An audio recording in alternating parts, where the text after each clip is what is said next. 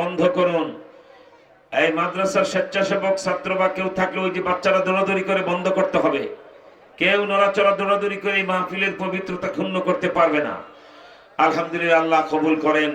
আল্লাহ তুমি কবুল করো, জোরে করে আমিন। গাজীপুরবাসী ভালো করে মনে রাখবেন, একটি মহা সুসংবাদ আপনাদেরকে শোনাবো। আপনার বয়স যদি 100 বছর হয়, জন্মের পরে এত বড় সুসংবাদ শুনেন নাই, সেই সুসংবাদ আপনারা শুনবেন, বলেন আলহামদুলিল্লাহ। সেজন্য প্রথমে পরিবেশটা তৈরি করুন। হাঁটা চলা বন্ধ করতে হবে, দাঁড়িয়ে থাকা বন্ধ করে প্যান্ডেলে বসে যেতে হবে। দাঁড়িয়ে থেকে কেন কষ্ট করবেন? কোনো ফাঁক ফোকর রাখা যাবে না। আল্লাহ কবুল করেন, বলেন আমিন। আমার ভাইরা, দুইটি জিনিস পছন্দ না হলে আমরা জেল থেকে বের হওয়ার পর কোনো মাহফিলে কথা বলি না। আর এরকম ছোট্ট মোড়ের মধ্যে একটা ছোট প্যান্ডেলে কথা বলা, এটা আমাদের অভ্যাসের পরিপন্থী। গাজীপুরে যতবার এসেছি, আপনাদের চান্দনা চৌরাস্তা মসজিদ চত্বরে বিশাল চত্বর, বড় মাহফিল হয়, ঠিক কিনা? আল্লাহ চাহে তো আগামী মাসের 12 তারিখ বাদ এসে 1 ঘন্টা আমি ওখানে কথা বলবো। এয়ারপোর্টে প্লেন থেকে নেমে সরাসরি সেখানে কথা বলে বিক্রমপুরের মাহফিল যে শেষ কথা বলবো। এবং 21 তারিখ আপনার হাজির মার্কেট নাকি বলে, হাজি মার্কেট চিনেন তো আপনারা? হাজি মার্কেট আরেকটা মাদ্রাসার মাহফিলে আসবো। আল্লাহর হস্তে গাজীপুরবাসীকে বলবো, যেহেতু এটা বেহেশতের বাগান, এটার যদি ফজিলত জানেন, দোকানপাট বন্ধ করে দৌড়ায় চলে আসবেন। আপনারা যে মাহফিলটাতে আসছেন, জানেন মাহফিলটার ফজিলত কত? প্রথম যখন নিয়ত করেছেন এই আশুরফা মাদ্রাসার মাহফিলে যাই, এই নিয়ত করে আপনার ঘর থেকে যখন প্রথম পাটা বাহিরে ফেলেছেন, সঙ্গে সঙ্গে আপনার জিন্দেগির সমস্ত সগীরা গুনাহ মাফ হয়ে গেছে। সুবহানাল্লাহ, একটু আওয়াজে বলা যাবে না? 3 বার আল্লাহু আকবার বলে একটা আওয়াজ দেন তো দেখি। হয় নাই? হাত উঁচু করে এরকম ফাঁকা করে আল্লাহু আকবার। এখনো হয় না? আরো চিৎকার করে আল্লাহু আকবার বলে। আল্লাহ তুমি কবুল কর, বলেন আমিন। এই যে আলোচনার সূচনায় কয়েকবার আল্লাহু আকবার বলতেছেন, পরিবেশ শান্ত হয়ে আসতেছে, আলহামদুলিল্লাহ বলে। এটা আল্লাহু আকবারের রুহানি ক্ষমতা, ঠিক কিনা বলে? আল্লাহু আকবার আওয়াজ বুলন্দ করবেন, দুনিয়ার শয়তানের আওয়াজ দুর্বল হয়ে যাবে ইনশাআল্লাহ। 2টি বিষয় পরিষ্কার আপনাদেরকে বলি। 2টা বিষয় পছন্দ না হলে 1 কোটি টাকা দিল কারো সামনে 1 মিনিট কথাও বলবো না। কারণ উলুবনে মুক্তা ছড়ায় লাভ নাই, মুনাফিকদেরকে ওয়াজ শোনায় লাভ নাই, ঠিক কিনা জোরে বলেন? বাংলাদেশের ভবিষ্যৎ রাষ্ট্রনায়ক, বর্তমান বিশ্বের অন্যতম নেতা, সারা পৃথিবী এখন তার নামে পানি খায়, আলহামদুলিল্লাহ বলেন। আল্লামা মামুনুল হক, ঠিক কিনা জোরে বলেন? যেখানে যায় সেখানেই মনে হয় যেন এটা কিয়ামত ভাব, আলহামদুলিল্লাহ জোরে বলেন। বাংলাদেশের গন্ডি ছেড়িয়ে সে এখন আমাদের ন্যাশনাল অ্যাসেট নয়, ইন্টারন্যাশনাল অ্যাসেট, যা আন্তর্জাতিক সম্পদ হয়ে গেছে মামুনুল হক, আলহামদুলিল্লাহ বলেন। এই আল্লামা মামুনুল হক সাহেব এবং আমরা উলামায়ে কেরাম বিনা কারণে ফ্যাসিস্ট হাসিনা জেলখানায় আটকায় রেখেছিল, ঠিক কিনা? ফলাফল হাতে পেয়ে গেছেন। 16 বছর জুলুম নির্যাতন করেছেন, আল্লাহ কিচ্ছু বলেন। তারেক জিয়ারে কোমর ভেঙ্গে বিদেশে পাঠিয়ে দিয়েছে, আল্লাহ বলে দেখা খালেদা জিয়ারে চিকিৎসা ছাড়া মেরে ফেলুক। কিন্তু যে আলেমদের গায়ে হাসিনা হাত দেওয়া শুরু করলেন, আসমান গরম হয়ে গেল, ঠিক কিনা জোরে? আমি জেল থেকে মুক্ত হয়ে, তখনও শেখ হাসিনা প্রচন্ড প্রতাপের সাথে রাষ্ট্র শাসন করে চলেছে। আমি বলেছিলাম, মাননীয় প্রধানমন্ত্রী, জেলখানায় কি দেখে এসেছি জানেন? 1234 জন উলামায়ে কেরাম বিনা কারণে আপনি অ্যারেস্ট করলেন। একটা কারণ কি সেটা? আমার বাবার মূর্তি আমি ধোলাইপাড়ে যাত্রাবাড়ির এখানে 100 কোটি টাকা খরচ করে 60 ফিট উঁচা করে সীসা ঢালা, তারপরে কি বলা হয়, চায়না থেকে অর্ডার দিয়ে জাহাজে মূর্তি উঠে গেছে, এনে বসাবো। হুজুরদের এত মাথা ব্যথা কেন? তো আমরা 3 লক্ষ লোক জড়ো করে হযরত পীর সাহেব চরমনাই, আল্লামা মামুনুল হক সাহেব সহ আমরা মূর্তি বিরোধী যে সমাবেশ করেছিলাম, আমি সেদিন 3 মিনিটের একটা ছোট্ট বক্তব্য দিয়েছিলাম। ওই বক্তব্যের জন্য তিনি আমাকে 2.5 বছর জেল খাটিয়েছেন। আমার বক্তব্যটা ছিল কি, মাননীয় প্রধানমন্ত্রী, আপনি বঙ্গবন্ধুর সুসন্তান না কুসন্তান?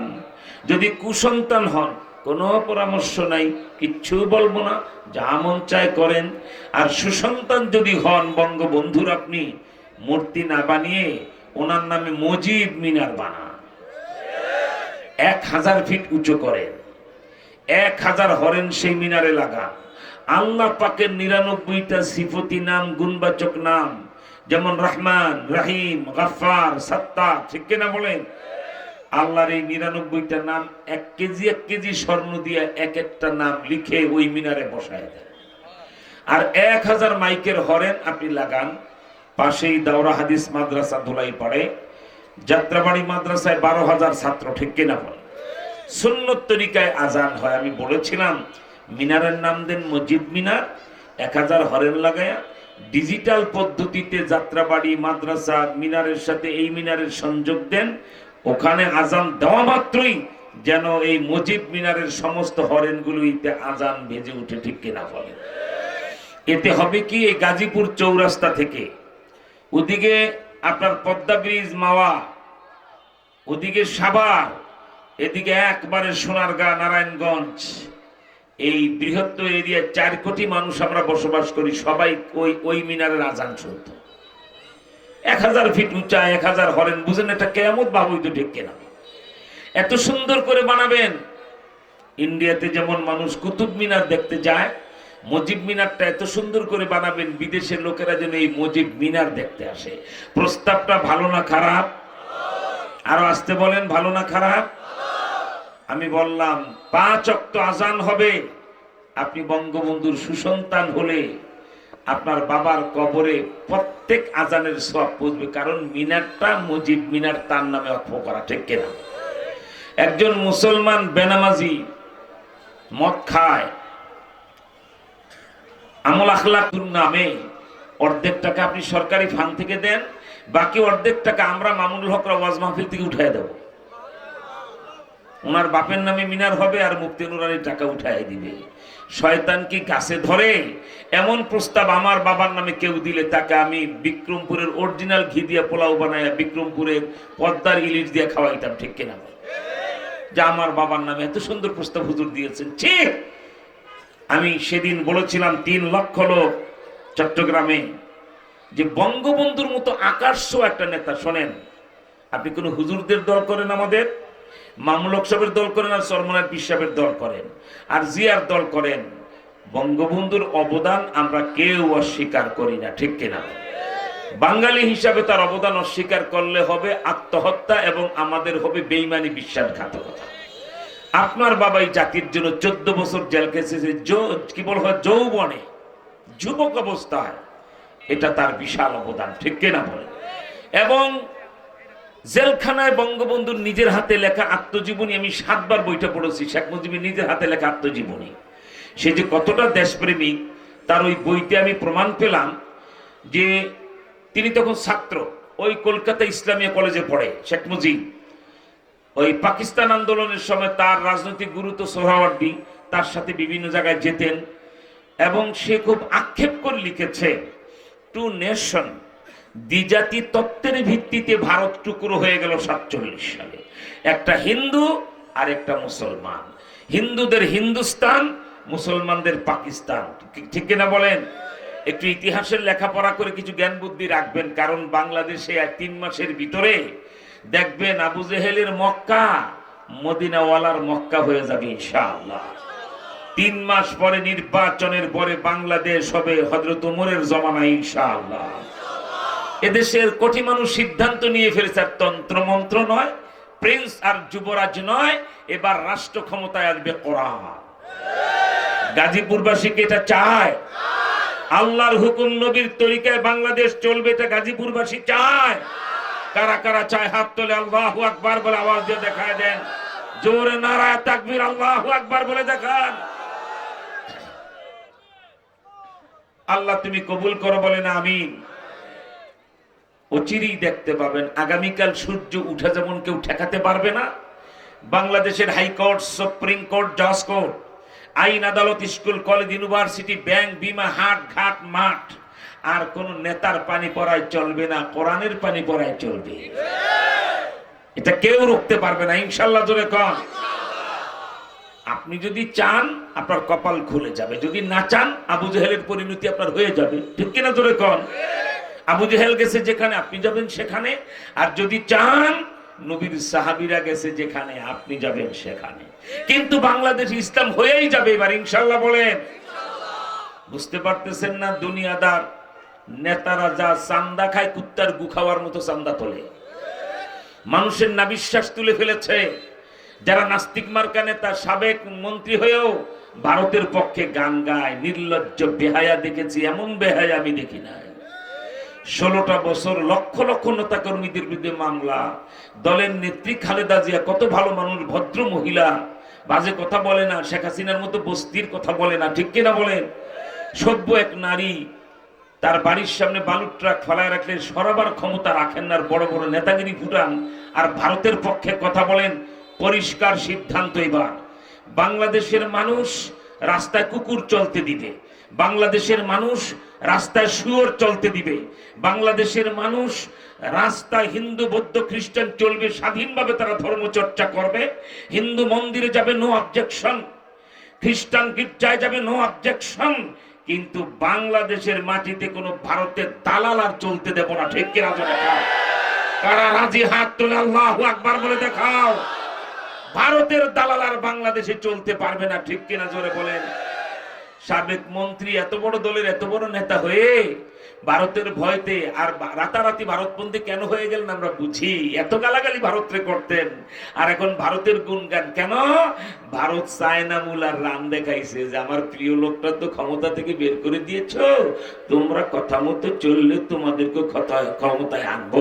বাস 16 বছরের সব অপরাধ ভুলে গেছে, ঠিক কিনা? জোরে এখন এখন বলা শুরু করেছে বউ বদলানো যায় কিন্তু প্রতিবেশী বদলানো যায় না। ওই সাবেক মন্ত্রীর মুখে জাতি পেশাব করে। I can challenge you are uncultured। আপনি মূর্খ মন্ত্রী সাবেক ছিলেন, আমার টেবিল টকে আছেন, আমার বাপ দাদা 14 গোষ্ঠীগত রাজনীতি জানি শিখাইয়ে দেব। ভারত আমার প্রতিবেশী নয়, ভারত আমার এমিনি কান্ট্রি, শত্রু রাষ্ট্র। 24 ঘন্টা চাই আমার বাংলাদেশের গলা টিপে হত্যা করে ফেলতে, ঠিক কিনা বলেন? এটা বাস্তবতা, ঠিক কিনা বলেন? তা না হলে প্রশ্ন করি, আপনারা গলা ফাটা জবাব দেন। ওই মন্ত্রীর এক কানে হাত দেন আর থাপ্পড় আরেক গালে লাগায় জিজ্ঞেস করেন, বলো তো মন্ত্রী, আমার 400 বছরের বাবরি মসজিদ ভেঙেছে কে? বলবেন ভারত, ঠিক কিনা বলেন? জোরে বলবেন, আমার বাবরি মসজিদ ভেঙেছে কে? আমার কাঠারা মসজিদ ভেঙেছে কে? বাবরি মসজিদ ভাঙার পরে বোম্বাইতে এক রাত্রে 12,000 যুবক জবাই করে মাথায় এক ড্রেনে আর ধর আরেক ড্রেনে ফেলাইছে কে? কলকাতার ট্যাংরা এলাকায় 250 মুসলমানকে আগুন দিয়ে পোড়ায় হত্যা করেছে কে? এবং এই বর্তমান ভারতের প্রধানমন্ত্রী নরঘাতক পশু, বিশ্ব বেহায়া, বিশ্ব বদমাশ, এখন বিশ্ব লম্পট। বিয়ে করার 3 দিন পরে শয়তান পালাইছে, এখনো বউ তার নামে পূজা দেয় হিন্দু ধর্মের নিয়মে। বোর খবর লয় না, হাসিনারে কোলো করে বসে রয়েছে, ঠিক কিনা? কি বলেন, ঠিক না? আমার ভাইরা, এই বিশ্ব লম্পট, বিশ্ব বেয়াদব, বিশ্ব শয়তান মোদী, সে যখন 2002 সালে ভারতের গুজরাটের চিফ মিনিস্টার, মুখ্যমন্ত্রী, আহা 1,500 মুসলমানদের অবিবাহিতা সুন্দরী মেয়েগুলিকে বাড়ি থেকে এনে 3 রাস্তার মোড়ে হিন্দু যুবকদেরকে দিয়ে মুসলমান মেয়েগুলিকে ধর্ষণ করায়া এরপর পেট্রোল দিয়ে পোড়াইছে এই ভারতের প্রধানমন্ত্রী মোদী। এই হারামজাদার বাচ্চাই তো 2021 সালে বাংলাদেশে এসে আগুন লাগায় গেল, আলেমদের সাথে হাসিনার যুদ্ধ শুরু হয়ে গেল, ঠিক কিনা বলে? সেদিন জাতি দেখেছে মোদী বাংলাদেশে পা দিয়েছে, সাক্ষীরায় মন্দিরে ফুলের মালা আর বাইতুল মোকাররম মসজিদের কার্পেট ধাউ ধাউ করে পড়ছে। শেখ হাসিনা বুঝেন নাই কপালে কেন আগুন লাগছে, ঠিক কিনা? তো দেখো আমার ভাইরা, আমি সংক্ষিপ্ত সময় কথা বলবো। এই মাদ্রাসার প্রতিষ্ঠাতা হাফেজ মাওলানা জহির আমার খুব স্নেহের পাত্র, ছাত্রের মতো আদর করি, অনেক শ্রদ্ধা মোহাব্বত করে। শুধু তার কথা, হুজুর আপনি যাওয়ার পথে 1 ঘন্টা শুধু আমার মঞ্চে সময় দিয়ে যাবেন। ওর প্রচন্ড অনুরোধ আমি ফেলে দিতে পারি নাই, তা না হলে এত ব্যস্ত গেল। 10 দিন আগে আমরা সোহরাওয়ার্দী উদ্যানে 20 লক্ষ লোক জড়ো করি, এবং পৃথিবীর এত আলেম আর কোনোদিন বাংলাদেশে আসেন, এত ওলামায়ে কেরাম এসেছিলেন বিদেশ থেকে, ঠিক কিনা বলেন? আমাদের মনে এক হৃদয়ে রক্তক্ষরণ। 54 বছর হলো দেশ স্বাধীন হয়েছে, আমার নবীরে গালি দিলে আজও বিচার হয় না। এই জুলুম আর বরদাস্ত করা যায় না, ঠিক কিনা বলেন? তাই সোহরাওয়ার্দী উদ্যানের সিদ্ধান্ত, 1 বছর গণস্বাক্ষর হবে 3 কোটি মানুষের, বিভাগীয় মহা সমাবেশ হবে। এরপরে আমরা সারা বাংলার 3 কোটি যুবককে একটা করে বাঁশের লাঠি হাতে নিয়ে ঢাকায় আসতে বলবো। 2টা দাবির কারণ, 1, আল্লাহর নবীর শেষ নবী মানবে না যারা, বাংলাদেশে মুসলমান দাবি করতে পারবে না তারা। দুই, নবীজিকে গালি দিবে যারা ফাঁসিতে ঝুলবে তারা। আল্লাহ নবীরে গালি দিলে তাকে ফাঁসিতে ঝুলাইয়া মৃত্যুদণ্ড কার্যকর করতে হবে। এটা কারা কারা চাও? দুহাত তোলে আল্লাহু আকবার বলে দেখায় দাও। আরো জোরে আল্লাহু আকবার বলেন। আল্লাহ তুমি হাতগুলি কবুল করো, জোরে কোন আমিন। অত্যন্ত দুঃখ পরিতাপের বিষয়, চোর না শুনে ধর্মের কাহিনী, সুখে থাকলে ভূতে কিলায় বলে না বাংলায়। 2.5 বছর এই ছোট্ট একটা কারণে রিমান্ডের সব জায়গায় ওই যে কি বলে সাবেক আইজি বেনজির একটা কুত্তা তার চেয়ে ভালো, ঠিক কিনা বল? তার বাসা বাড়িতে কি পাওয়া গেল, কত সোনা দানা, জুতা, 300 জোড়া জুতা, 500টা শার্ট, এক একটা শার্টের দাম সর্বনিম্ন 10,000 টাকা। তোর বাপের টাকা। এই বেয়াদবের বাচ্চা আরেক ফেরাউন ছিল, ঠিক কিনা? টেরোরিজমের আপনার মনিরুল ইসলাম এইরকম, তারপরে আসাদ, এইরকম বিভিন্ন পুলিশের অফিসাররা আমাদেরকে রিমান্ডে নিয়ে বলে, হুজুর আপনার আলেম মানুষ নসিহত করেন, বঙ্গবন্ধুর মূর্তিটা একবারে পদ্মায় ফালায়, কি বলা হয়, বুড়িগঙ্গায় ফালায় দিবেন। কারণ সেদিনের বক্তব্যে আমি প্রধানমন্ত্রীকে বলেছিলাম যে আপনি বঙ্গবন্ধুর নামে মুজিব মিনার বানান, আমরা অর্ধেক টাকা উঠাই দেবো, বলছিলাম না একটু আগে। এরপরে আমি বলেছিলাম শেষ মিনিটে, যদি প্রধানমন্ত্রীত্বের অহমিকায় ধরাকে সরা জ্ঞান করেন, কারো কথাই পাত্তা দিতে না চান যে আমি আমার বাবার মূর্তি বানাবো, কেউ ঠেকাতে পারবে না। চ্যালেঞ্জ দিয়েছিলাম, চ্যালেঞ্জ, মূর্তি সকালে বসাবেন যাত্রাবাড়ি থেকে একটু কাছে ধোলাইপাড়ের মোড়ে, সকালে মূর্তি বসাবেন, সূর্য ডুবার আগে ঢাকার মসজিদের মুসল্লিরা ওই মূর্তি বুড়িগঙ্গায় জমা দিয়া দিবে, বুড়িগঙ্গা নদীতে, ঠিক কিনা বলেন? আমাকে সব জায়গায় রিমান্ডে, বঙ্গবন্ধুর মূর্তি আপনি বুড়িগঙ্গা ফেলাই দিবেন। আমি কি বোকা মুসলমান কথাকার? তুমি মুসলমান না হিন্দু কেন? আমরা মুসলমান। আমি কি শেখ মুজিবের মূর্তি কেন?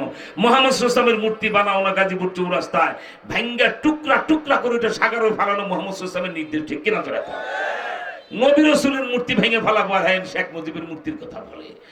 আমরা তো বুড়িগঙ্গায় ফেলতে চেয়েছিলাম, বুড়িগঙ্গায় তো জোয়ার ভাটা হয়, ঠিক কিনা বলে, স্বচ্ছ পানি। কিন্তু কিছুদিন যেতে না যেতে একটা মূর্তি আমরা এখানে বসা, ক্ষমতার মালিক আর শয়তান এক হয়ে গেছে। আর এই মানুষগুলি আলেম ওলামার বয়ান শুনতে শুনতে সাধারণ থেকে অসাধারণ হয়ে আল্লাহ ওয়ালা হয়ে গেছে, ঠিক কিনা জোরে কোন? কারণ ওলামায়ে কেরাম হলো পাওয়ার হাউস। যত উন্নত মানের লাইট লাগাও, পাওয়ার হাউসের সাথে যদি যোগাযোগ না থাকে বাতি জ্বলবে না। ওলামায়ে কেরামের সাথে উম্মতের সম্পর্ক না থাকলে ঈমান তৈরি হবে না, ঈমান নিয়ে কবরে যেতে পারবে না, ঠিক কিনা জোরে বলেন? আমার ভাইরা, আমি সংক্ষিপ্ত সময় কথা বলবো, লম্বা আলোচনা এখানে করব না, আল্লাহ যদি বাঁচায় রাখে। আকীদায়ে খতমে নবুয়্যতের চূড়ান্ত কথা আমি আপনার চান্দনা চৌরাস্তা মসজিদের সামনে 12 তারিখে বলবো। 21 তারিখে আল্লাহর ফজলে ইসলাম রাষ্ট্র ক্ষমতায় আসলে চোরের বিচারটা কিভাবে করা হবে। ফুটবল খেলা যেমন লাইভ দেখো ওয়ার্ল্ড কাপের, সেদিন ওয়ার্ল্ড কাপের ফুটবল খেলা দেখাবার মতো চোরের হাত কাটা লাইভ দেখায় দেব, একটা বিচার হবে, সারা দেশের চোর ভালো হয়ে যাবে, ঠিক কিনা? সেখানে ইসলামী আইনের যৌক্তিকার বৈজ্ঞানিক ব্যাখ্যা আমি পেশ করব। আজকে সংক্ষিপ্ত সময় একটু খিচুড়ি খাওয়া যায়, ঠিক কিনা জোরে বলেন? সেই খিচুড়িটা হলো, প্রথমেই আমরা সব দেখা শেষ, এবার আল ইসলামের বাংলাদেশ, কি বলেন, ঠিক না? আচ্ছা, আমি বুঝি না, নির্লজ্জ বেহায়া না হলে কে বাকি আছে যারা ক্ষমতা আসতে চায়, 2বার 3বার ক্ষমতা থাকে না? তো আপনারা যে কোন সেন্দু কি পারেন, জাতি দেখছে, এবার ইসলামকে একটু দেখুক না, ঠিক কিনা বল? না না, দেখতে দিবে না কেন? ইসলাম যদি একবার এসে যায়, কিয়ামতের আগে এই জাতি আর ইসলাম ভুলবে না, এমন সুশাসন পাবে, তখন আর তাদের কোনো পাত্তা থাকবে না। তাই ইসলামকে তারা কালো পর্দা দিয়ে ঢেকে রাখতে চায়, কিন্তু ইসলামের এমন শক্তি এবার আল্লাহ দিয়েছে, কারো বাপের বেটার ক্ষমতা নাই কালো পর্দা দিয়ে ইসলাম ঢেকে রাখবে, ঠিক কিনা জোরে কার? ওই কালো পর্দা ছিঁড়ে ইসলামের সূর্য জাতিকে দেখাই দিতে কারা রাজি? হাত তোলে, আল্লাহু আকবার বলে দেখাও, নারায়ে তাকবীর, আল্লাহু আকবার বলে দেখাও। আল্লাহ তুমি কবুল করো, জোরে কোন আমিন। আমার ভাইরা, দুঃখ আর ভারাক্রান্ত হৃদয়ে আমার একটা কথাও শেখ হাসিনার ব্যাপারে বলতে মন চায় না। আমি আজন্ম লড়াই করা মানুষ, আমি সংগ্রামী মানুষ, আমি যুদ্ধ করে বেঁচে আছি। 42 বছর মাইকের সামনে কথা বলি, নোরানি সাহেব মরা সাপ কোনোদিন মারে না। অনেকে কে হুজুর শেখ হাসিনা ক্ষমতায় থাকতে এত কওয়া কইতে না, কিন্তু কইতেই চান না। আমি কি মরা সাপ নুরানি মারে না, এই ছাতাটা পালায় যায় বন্ধুর কোলে বইসা ফুক্কুর ফুক্কুর করতে, এর ব্যাপারে আর কি বলবো, ঠিক কিনা? এখন তাজা বাংলাদেশে যারা আবার হাসিনার মতো ফেসিস্ট হতে চায়, যারা বলে শরিয়া আইনে বিশ্বাসী না, যারা লন্ডন থেকে পানি পড়া পাঠায় মৌলবাদীর অভয়ারণ্য যেন হয়, ওদের সাথে লড়াই, ঠিক কিনা? এই বোকা বাঙালি বুঝো, মৌলবাদের অভয়ারণ্য না হয় মানে কি? মৌলবাদের ভিত্তি হলো কোরআন শরীফ, ঠিক কিনা? কোরআন এক আল্লাহর তাওহীদের বাণী বলে, কি বলেন ঠিক না? আল্লাহর কসম। গাজীপুর বাসী শোনো, কেউ যদি বলে আমি মৌলবাদের বিরুদ্ধে, সে হারামজাদা মুসলমান। কারণ ইসলামের মূল হলো কোরআন আর হাদিস, ঠিক না? মূল মেনে চলে। বাংলা অর্থ তো বুঝে না, গন্ডমূর্খ। মৌলবাদী মানে মূলের উপরে চলে, মূল থেকে মৌল, ঠিক কিনা? কোন ইসলামের মূল কি? কোরআন, হাদিস, ইজমা, কিয়াস। এই চার জিনিস মানে যারা পাক্কা মৌলবাদী মুসলমান তারা। আমার ভাইরা, বাপ হলো একটা সন্তানের মূল, মা হলো তার পেটে ধারণকারীরই মূল। কেউ যদি রাস্তায় যায় বলে না উনি আমার বাবা না, উনি আমার মা না, তাহলে অর্থ দাঁড়াইলো কি? এটা হারামজাদা। এটা কোন জাদা? যে বলে মৌলবাদীর অভয়ারণ্য হয়, আল্লাহর কসম, মা বাবার সঠিক সন্তান হতে পারেন, কিন্তু হালাল জাদা মুসলমান না, হারাম দাদা মুসলমান। কি বলেন ঠিক না?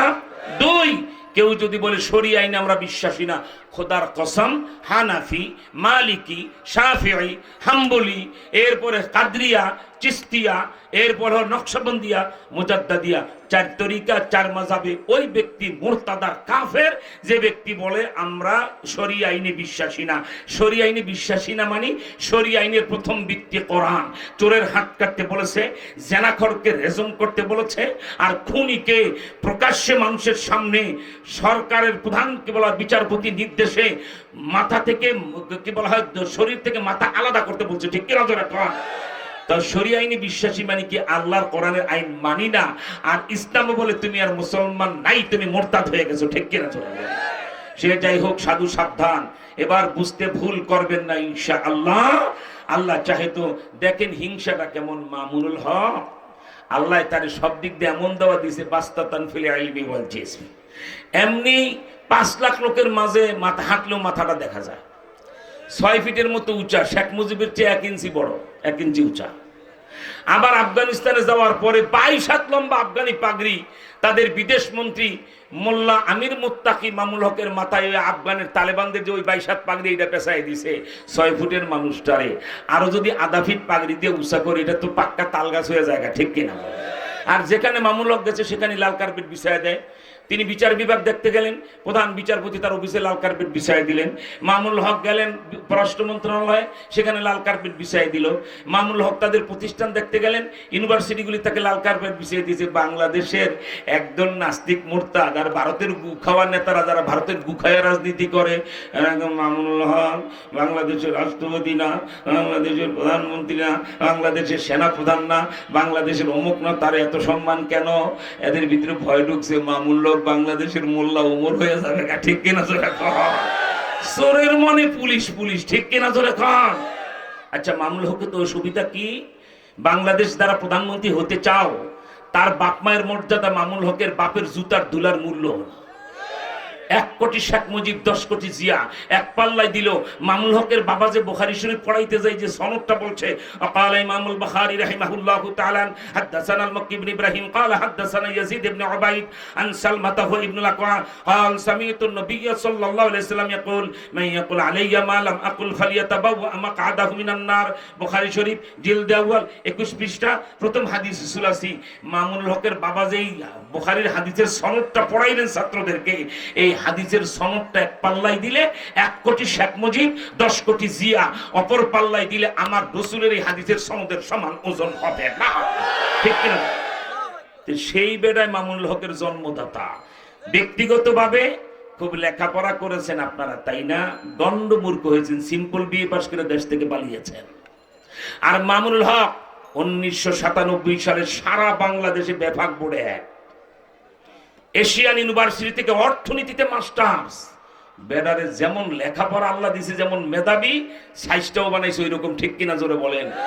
আমার ভাইরা, তাই এত গণ্ডমূর্খ যদি দেশের প্রধানমন্ত্রী হতে পারে, খনি সন্ত্রাসীরা মামুনুল হকরে যদি আফগানিস্তান বানায় দেয় যে ভাই তুমি বাংলাদেশের যোগ্য আলেম, যোগ্য ব্যক্তি, আমাদের মোল্লা হেবাতুল্লাহর মতো তুমি বাংলাদেশের আমিরুল মুমিনিন হও, আমরা সহযোগিতা করব, অসুবিধা কোথায়? জাতি এতদিন পরে একজন শাইখুল হাদিস যদি প্রধানমন্ত্রী পায়, এই কপাল বদলায় যাবে, ঠিক কিনা জোরে কর।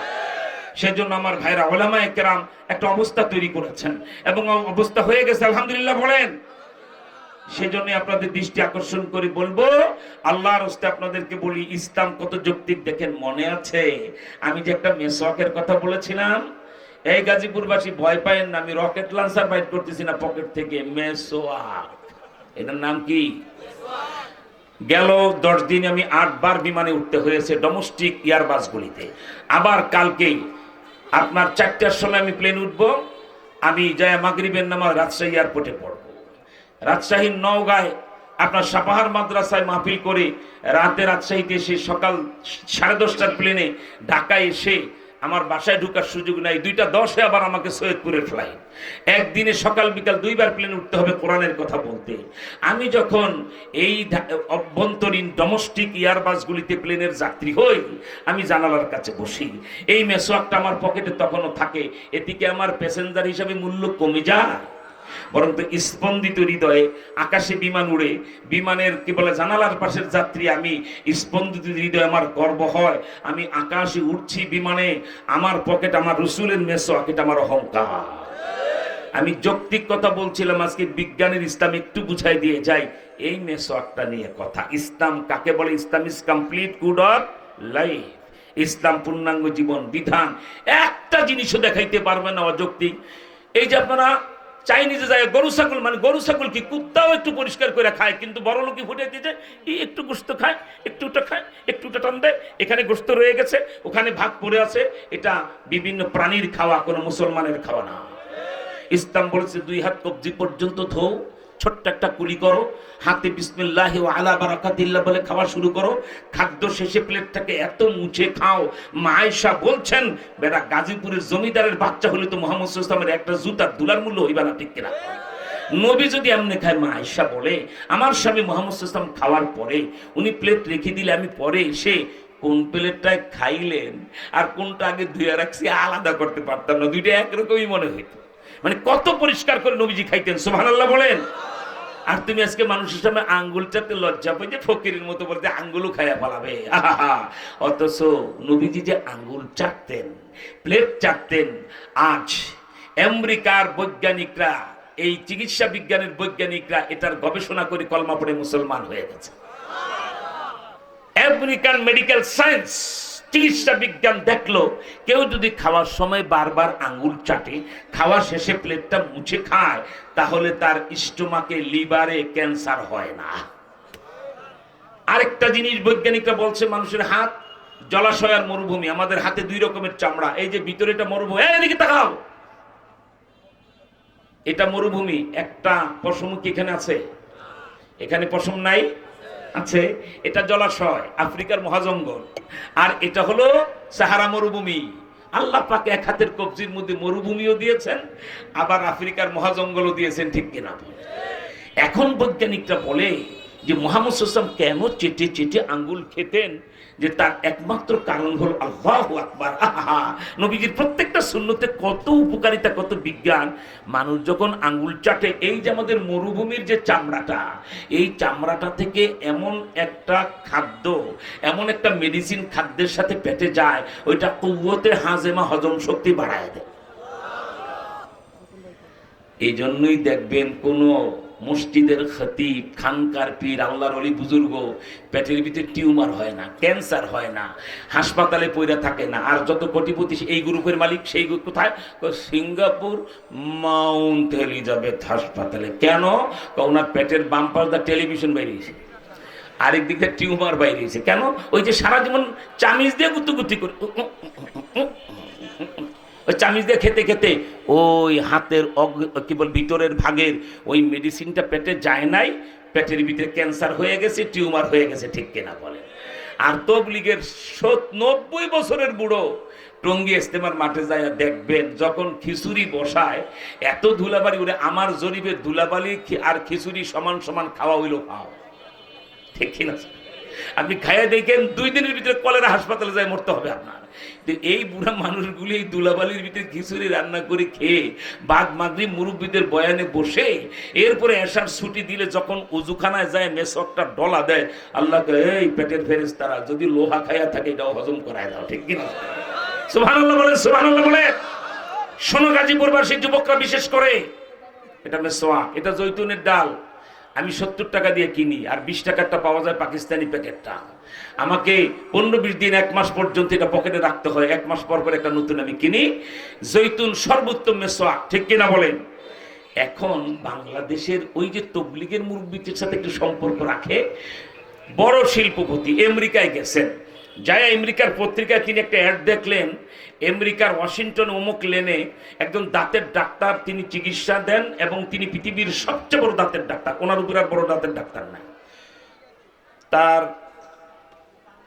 বিলটা কত? $1010, বাংলাদেশি টাকায় তখন 1,10,000 টাকা। তো কোটিপতিকে মানিজ নো প্রবলেম, 1 লাখ টাকা বাংলাদেশি শিল্পপতিদের জন্য হাতের ছাতাও না, ঠিক কিনা? উনি পৃথিবীর সবচেয়ে বড় ডাক্তার, 1 লাখ টাকার বেশি তার ভিজিট, 10 লাখ টাকা হলো ডাক্তারকে আমার দাঁত দেখাইতে হবে, আলহামদুলিল্লাহ বলেন। আমার ভাইরা তিনি সিরিয়াল দিলেন, 6 মাসে অনেকে সিরিয়াল পায় না। এই বাচ্চা, এই বসো বাবা, 14 দিন সিরিয়াল পেয়ে গেলেন। ওই আমেরিকার সবচেয়ে বড় দাঁতের ডাক্তার, 1 লাখ টাকার বেশি যার ভিজিট, সর্বোচ্চ 7 মিনিট। কয় মিনিট? 7 মিনিটের বেশি আপনার ওই ডাক্তারের সামনে আপনাকে বসে থাকতে দিবে না। আপনি বলবেন, কথাও বলবে না, টু শব্দ করবে না। তার কম্পাউন্ডার যে আছে আপনার মুখে একটা ক্লিপ পরায় দেবে দাঁতের মধ্যে, আর উনি একটা সুইচ অফ করবে, ওই দেয়ালের বিরাট স্ক্রিনে আপনার মাড়িটা পুরো চলে যাবে, সেখানে উনি এডিট করবেন, দিস ইজ পয়েন্ট। বাস বাহাতে একটা প্রেসক্রিপশন লিখে হাতে ধরায় দেবে, গেট আউট। 1 লাখ টাকা দিয়ে চুপ করে চোরের মতো যাইবেন, কোনো কথা বলা যাবে না। 7 মিনিটে 1 লাখ দিয়ে লাইবেন, বাস বাহিরে যাবেন, প্রেসক্রিপশন দেখে ওনার ফার্মেসির লোকেরা ওষুধ দেবে, আপনি সেবন করবেন, দাঁতের চিকিৎসা হয়ে যাবে। তো বাংলাদেশের ওই শিল্পপতি গালে দাঁড়িয়ে রাখছে তবলিগের বরকতে, আলহামদুলিল্লাহ বলেন। তবলিগে যত বিদেশি মুরব্বীরা আসে, উনি প্রায় 5-6 লাখ টাকার চিংড়ি মাছই কিনে বিদেশি মুরব্বীদেরকে খাওয়ার জন্য, আলহামদুলিল্লাহ বলেন। এত বড় সেবা করেন তিনি। তো ওনার দাঁতে ঠান্ডা পানি লাগলে শিনশিন করে, উনি মনে মনে ভাবে দাঁতগুলি একটু প্রবলেম, এত বড় সুযোগ পেলাম, আমেরিকার ডাক্তারকে দেখায় যায়। তো উনি যেতে যেতে যেতে যেতে Haji Abdur Rashid Bangladesh, yes sir coming, গেলেন, সিট ডাউন, ডাক্তারের সামনে বসছে, বাস নো সাউন্ড, আর কোনো কথা নাই। ডাক্তার তার মুখের ভিতরে ক্লিপ দিল, এরপরে বিরাট স্ক্রিনে ওনার দাঁতের মাড়িটা এডিট করে বাস ডাক্তারের কাছে যেই রোগ ধরা পড়েছে ওই রোগের ওষুধ লিখে হাতে ধরায় দিলেন, বাস উনি চলে যাবেন। কিন্তু বাংলাদেশের মানুষের তো একটা মাটির তাসির খারাপ আছে, গদি পাইলে আর ছাড়তে চায় না, কিনা? বেড়ার 7 মিনিটে 1 লাখ টাকা লস। আর এই বাংলাদেশে এই চাষা, এই শিল্পপতি প্রেসক্রিপশন দিয়ে ওষুধ কিনে যেতে বলছে, হ্যাঁ সে আর ছাড়ে না। আমেরিকার ডাক্তার আশ্চর্য, হোয়াট ইজ দিস? কি হলো, তুমি বসে আছো কেন? ডাক্তার সাহেব ডোন্ট মাইন্ড, মনে কিছু নিয়ে না, আমি কি একটা কোশ্চেন করতে পারি? Of course, you are my patient, বলো কি বলো, আমি তোমার ডাক্তার, আমারে প্রশ্ন না করলে কাকে বলো? জানো কি জানতে চাও? তখন বলছে ডাক্তার সাহেব ডোন্ট মাইন্ড, তো আমি তো আপনি যে মেডিসিন লিখে দিন এক্ষুনি কিনবো, আজ থেকে এই মেডিসিন খাওয়ার সেবন করা শুরু করব। কিন্তু এই কিন্তু বইলাই পকেটে হাত দিছে বাংলাদেশি ওই শিল্পপতি। ডাক্তারকে ব্যাপার কি, মুসলমান তো বিশ্বাস করা যায় না, পিস্তল নিয়েছে, ঠিক না? পকেটে হাত দা মেসক বাইর করছে, সুবহানাল্লাহ। খুট করে খ্রিস্টান ডাক্তার হেসে বলছে, ওরে বাবা রে, এটা পাক্কা মুসলমান, আলহামদুলিল্লাহ বলে। পরে বলছে, ডাক্তার সাহেব আমার প্রশ্নটা হলো, আপনি আমার দাঁতের সুরক্ষায় যা লিখেছেন তা অক্ষরে অক্ষরে আমি পালন করব, কিন্তু আমার নবী মুহাম্মদ সাল্লাল্লাহু আলাইহি ওয়াসাল্লাম আমাকে ওযুর আগে মেসওয়াক করতে বলছেন, মেসওয়াক করে 1 রাকাত নামাজ পড়লে 27 রাকাতের সওয়াব, মাঝখানে একটু দাওয়াতি কাজ করে বাড়াইলো, সুবহানাল্লাহ। আর মেসওয়াক করে যারা ওযু করে নামাজ পড়ে, মৃত্যুর সময় মেসওয়াক ওয়ালা জবানে কলমায়ে তৈয়্যিবা জারি হয়ে যায়। করবেন তো মেসওয়াক? তা আমার এখন প্রশ্ন হলো, আমি তো 3 মাস আপনার ঔষধ ব্যবহার করবো ডাক্তার সাহেব, জানার বিষয় হলো আমি কি 3 মাস ঔষধ সেবনকালীন সময়ে আমার রসুলের মেসওয়াকটা তাতে ব্যবহার করতে পারবো? এই যে বাংলাদেশের কোটিপতি, শিল্পপতি, কলিজার টুকা ইয়াং জেনারেশন যুবকরা, শুনো, আজ থেকে তুমি রাতে বালিশে মাথা দিয়ে নবীর প্রেমে কাঁদবা, যে কেমন নবী আল্লাহ দিয়েছিলেন 1500 বছর আগে, অনুবীক্ষণ যন্ত্র নাই, দেখার উপায় নাই, সেই জমানায় পর্যন্ত এই কি হলো, ডিস্টার্ব শুরু করলেন কেন? কে না জানে যে 1 লক্ষ লোক ওনার মতো উনি আসছে, আপনাকে ইশারা দিয়ে করলেন কেন? এটা জীবনেই ভুল করবা না, কিন্তু এগুলো খুব না পছন্দ করি, এটা মাহফিলের পরিবেশ নষ্ট করে ফেলে। লা হাওলা ওয়ালা কুওয়াতা ইল্লা বিল্লাহ। শুনেন, ডাক্তারকে বলছে, ডাক্তার সাহেব আমি কি মেসওয়াকটা করতে পারবো? শোনো যুবক, আমেরিকার ডাক্তারের কপালের চামড়া কুঁচকে গেছে। বলো কি? আমি যেই প্রেসক্রিপশনটা দিলাম, তোমার বাংলাদেশের 1 লাখ টাকায় আমার ভিজিট দিলে $1000, আমার প্রেসক্রিপশনের ঔষধও তোমার রোগ সারতে নাও পারে। কেন জানো? আমি লিখেছি অমুক ট্যাবলেটটা 10 mg, কিন্তু তোমার দেশের চোর ঔষধ কোম্পানি সেই ট্যাবলেটটা বানাইছে 8 mg দিয়ে। তার মানে কি হলো, আমি যেই মেডিসিন চাইলাম সেটা কিন্তু তোমার ঔষধ কোম্পানি দিল না। ঠিক কিনা বলেন? 2 mg চুরি করছে। মাঝে মাঝে ঔষধ পরীক্ষায় ধরা পড়ে না যে ভেজাল ঔষধ ঠিক দেয় নাই, মেডিসিন ধরা পড়ে না? মেডিসিন কম দেওয়ার কারণে আমার প্রেসক্রিপশন আর ঔষধও তোমার রোগ ভালো হবে না। কিন্তু তোমার নবী বলে মুহাম্মদ সাল্লাল্লাহু আলাইহি ওয়াসাল্লাম 1500 বছর আগে যে মেসওয়াকের এই যে প্রেসক্রিপশন দিয়েছে, তোমার নবীটা নির্ভুল। তখন বাংলাদেশের হাদিসা বলতে, ডাক্তার সাহেব একটু ব্যাখ্যা যদি করতেন। তো শুনো, তোমার ধর্মের ব্যাখ্যা তো আছে, আর আমার ডাক্তারি ব্যাখ্যা হলো, কেউ যদি নিম গাছ আর জৈতুনের ডাল দিয়ে দাঁত জোরে ডলে মলে দৈনিক 5 বার, 1 নাম্বার তার দাঁতের গোড়া লোহার মতো শক্ত হবে। 2 নাম্বার, ওই যে নিম আর জৈতুনের ডাল একটু তিতা তিতা ভাব, ঠিক কিনা বলেন?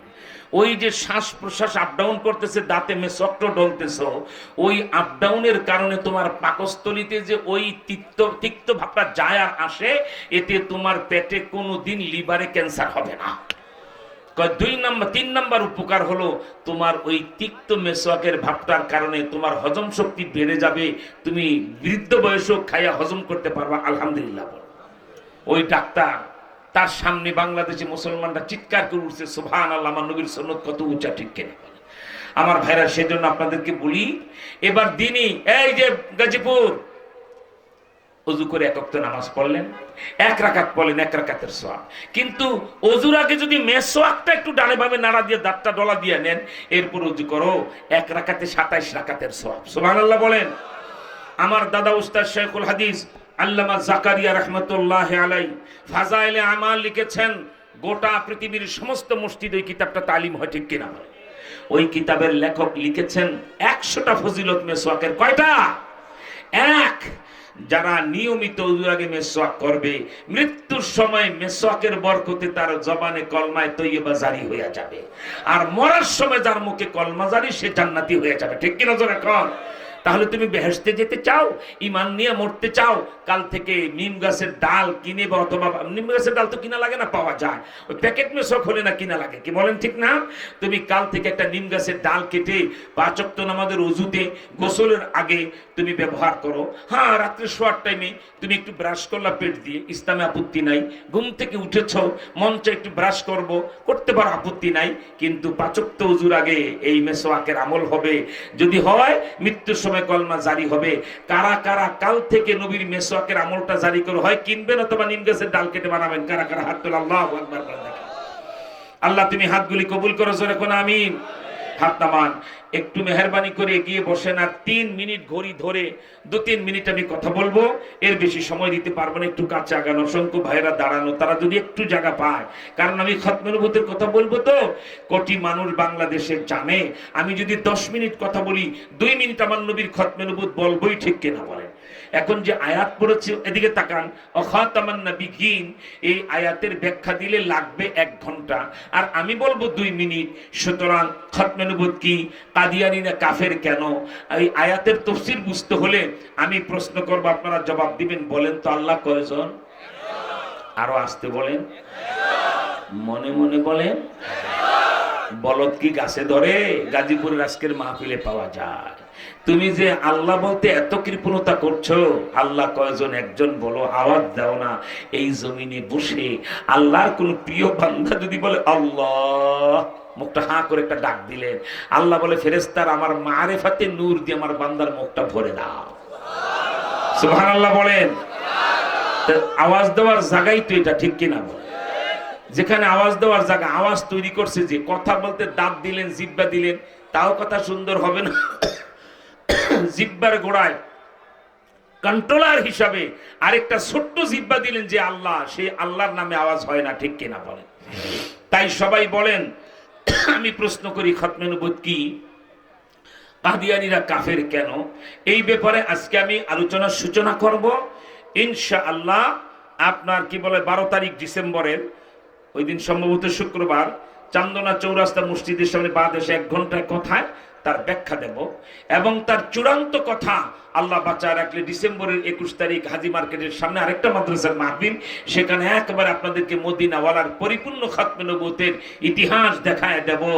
আজ কাদিয়ানির বাচ্চারা আমার নবীরে শেষ নবী মানে না, অথচ প্রমাণ করবে 21 তারিখে জঙ্গলের গুইসাপ মুখ খুলে জবান খুলে সালাম দিয়া মুহাম্মদ সাল্লাল্লাহু আলাইহি ওয়াসাল্লামকে খাতামুল আম্বিয়া বলে ঘোষণা করেছে। সুবহানাল্লাহ বলেন। আল খাসাইসুল কুবরা কিতাব থেকে সেদিন বলবো। আজকে 2 মিনিটে শুধু আপনাদেরকে প্রমাণ করে দেই খতমে নবুয়ত কি, কাদিয়ানীরা কাফের কেন। কোরআন শরীফ 22 পারা, সূরা আহজাব 40 নম্বর আয়াত, খাতামান নাবিয়্যিন।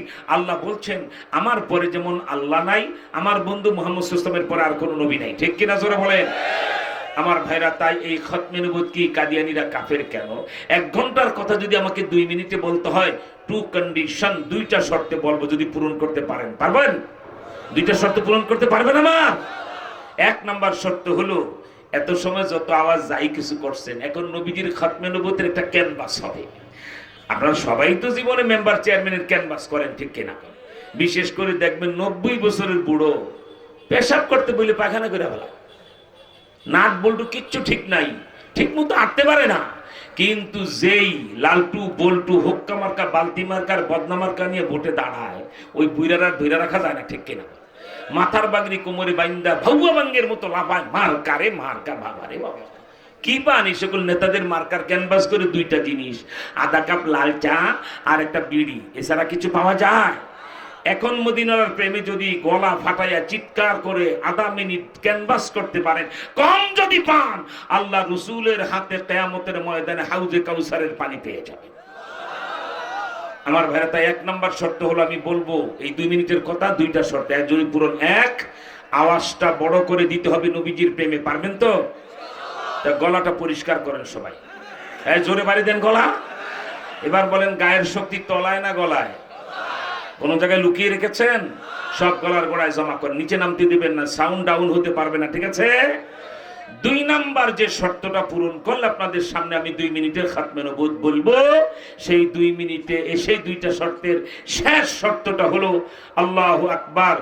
আপনারা, আমি বলবো খাতামান নাবিয়্যিন, খতমে নবুয়ত কি, কাদিয়ানীরা কাফের কেন, তথ্য বলবো, দিন তারিখ বলবো, তার দেশ সময় বলবো। এই কান্দা শুনবেন, ওই কান দিয়ে কনকট বিমানের মতো বেরিয়ে গেলে আমার বলার কোনো মূল্য থাকবে না, ঠিক কিনা বলেন? তাই দ্বিতীয় শর্তটা হলো, আপনার বাটন মোবাইল, টাচ মোবাইল, যার কাছে যেটা আছে জলদি হাতে নেন, ওপেন করেন, রেকর্ডিং চালু করেন। আমার এখনকার খতমে নবুয়তের 2 মিনিটের বক্তব্য রেকর্ডিং করে রাখেন। 2টা উপকার হবে, যদি কোনো তথ্য ভুলে যান, কালকে বাটনটা টিপ দিলে আবার শুনতে পারবেন, ঠিক কিনা বলেন? আরেকটা উপকার হবে, আপনি এই মাহফিল শেষে ফেসবুকে, ইউটিউবে, নেটে আপনি এই বক্তব্যটা ছেড়ে দেন, খতমে নবুয়ত কি, কাদিয়ানীরা কাফের কেন, আল্লাহর পরে যেমন আল্লাহ নাই, মুহাম্মদ সাল্লাল্লাহু আলাইহি ওয়াসাল্লামের পরে আর নবী নাই, কাদিয়ানীরা কাফের, এটা ফেসবুকে ছেড়ে দিবেন, কোটি কোটি মুসলমান ঈমান রক্ষা হয়ে যাবে, ঠিক কিনা বলেন? তাহলে মোবাইল ফোনগুলি রেডি? প্রস্তুত? আমাকে একটু উঁচু করে দেখান, হুজুর আই এম রেডি।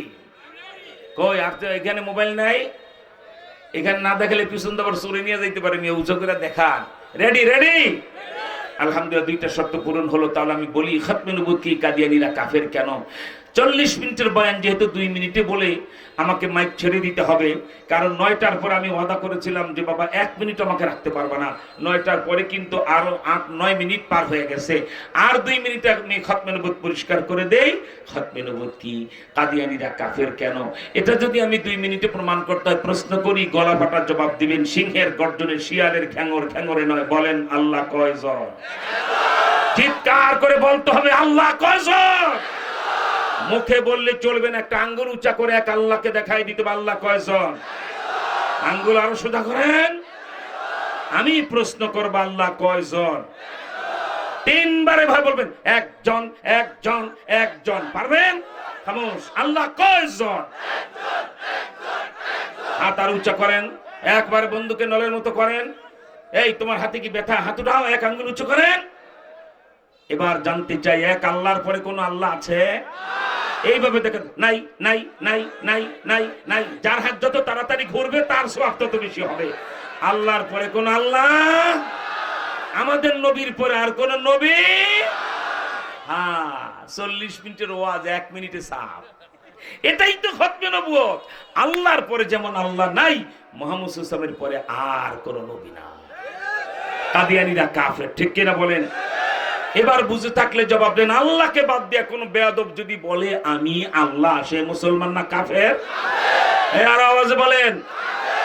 আমি বলবো যেমন, আপনারা বলবেন ফেরাউন। যেমন এই বেয়াদব আল্লাহকে বাদ দিয়ে আল্লাহ দাবি করেছিল, সুতরাং ফেরাউন মুসলমান না কাফের? এবার সেই সময়টা চলে এসেছে, মহেন্দ্রক্ষণ নবী প্রেমের সময়টা চলে এসেছে। গলা ফাটা চিৎকারে ক্যানভাস হবে নবীজি, ঠিক কিনা বলেন? তাহলে বলুন, বিশ্ব নবী মানবতার মহানায়ক, হেড অফ দ্য ওয়ার্ল্ড, তোমার আমার মাথার মুকুটি, হৃদয় রাধা, দোধানের বাদশা, খাতামুল আম্বিয়া মুহাম্মদ সাল্লাল্লাহু আলাইহি ওয়াসাল্লামকে বাদ দিয়ে কোন বেয়াদব যদি বলে মুহাম্মদ সাল্লাল্লাহু আলাইহি ওয়াসাল্লাম শেষ নবী নয়, আমি শেষ নবী, সে মুসলমান না কাফের? আরো জোর জোর হলো না? হাত উঠায়া, হাত নাচায়া, সবাই বলো, গলা ফাটায়া, চিল্লায়া বলো, কাদিয়ানীরা বাংলাদেশে সংসদে বিল পাস হবেই হবে। কাদিয়ানীরা আরো জোর চিল্লায়া বলো, গলা ফাটায়া, সবাই বলো, কাফের কাফের কাফের। জীবনে কত বালতি বদনার হুক্কা মার্কার ক্যানভাস করেন, আজকে নবীজির ক্যানভাস হলো, ঠিক কিনা বলে? এখন আপনাদের মন আনচান করে, হুজুর আধা মিনিটে যদি শয়তান কাদিয়ানীর পরিচয়টা একটু আমাদেরকে জানায় দিতেন, তাহলে আল্লাহু আকবার। তোমারে এমন পিট্টি দিতে হবে, এখন লেখে বলদ, আর 10 মিনিট আগে লেখবা না। বলদ কি গাছে ধরে? এই গাজীপুর আসলে পাওয়া যায়, ঠিক কিনা বলে? হ্যাঁ, এমন সময় লেখছে, এখন বোল্ড আউট হয়ে যাবে। 10 মিনিট আগে লেখবেন হের পেটে কোন ব্যথা, ঠিক কিনা বলে? তবে আমি পানি পড়া দিয়ে দিতাম, কি বলেন, ঠিক না? আচ্ছা, যাই হোক বাবা, আমি আপনাদেরকে এরপরও, যেহেতু আমি তাকে নিজের ছাত্রের মতো স্নেহ করি, সন্তানের মতো জানি, আমি 1 মিনিট সময় তাকে দেব ইনশাআল্লাহ। আলহামদুলিল্লাহ বলেন। এখন আপনাদের মন আনচান করে, হুজুর আমাদের গাজীপুরে নবীর শত্রু কাদিয়ানীর পরিচয়টা যদি বলে দিয়ে যেতেন, আমরা চিনতে পারতাম এটা কাদিয়ানী নবীরে মানে না, ঠিক কিনা? আর চিনতে যদি পারি, গাজীপুরের গজারির লাঠি হুজুর যে শক্ত, জিন্দা কবর দিয়ে ফেলাইতাম কাদিয়ানী, ঠিক কিনা জোরা কর? তাহলে কাদিয়ানীর পরিচয়টা আমি বলে দিই। মোবাইল ফোনগুলি ওপেন আছে তো, রেকর্ডিং হচ্ছে তো? তাহলে শুনো বাবা, কাদিয়ানী কোন শয়তানের নাম? এখন থেকে প্রায় 150 বছর পূর্বে অবিভক্ত ভারতে পাঞ্জাব রাজ্যে গুরুদাসপুর জেলায় কাদিয়ান নামক গ্রামে বাপের নাম গোলাম মর্তজা, মায়ের নাম চেরাক বিবি, এই বেডির পেটে জন্ম নেয় শতাব্দীর কুখ্যাত ফেরাউন, নাম রাখা হয় তার গোলাম আহমদ কাদিয়ানী। এই বেয়াদব এখন থেকে 100 বছর পূর্বে উর্দুতে একটা বই লেখে, বইটার নাম কি? এক গলতি কা ইজালা, পৃষ্ঠা নাম্বার 10। এই বইটার 10 নাম্বার পৃষ্ঠায় বিশ্ব লম্পট, বিশ্ব বেয়াদব কাদিয়ানী লিখে, মোহাম্মদ আখিরি পয়গম্বর নেহি হ্যায়, मैं ही आखिरी पैगंबर हूं, মোহাম্মদ শেষ নবী নয়, আমি শেষ নবী। মানবে গাজীপুরের কোন মুসলমান? মানবেন কেউ? আমার ভাইরা, যেখানে কাদিয়ানী সেখানে জিন্দা কবর, ঠিক কিনা জোরে খান? আমার ভাই, এখানেই শেষ নয়। ওই বেয়াদবি একই বইয়ের পরের পৃষ্ঠা লেখে, বইটির নাম আবার বলছি, এক গলতি কা ইজালা, পৃষ্ঠা নাম্বার 11 নাম্বার পৃষ্ঠা বেয়াদব লিখে, मैं মোহাম্মদ সে বারকার নবী হো, আমি মোহাম্মদের চেয়ে আরো বড় নবী।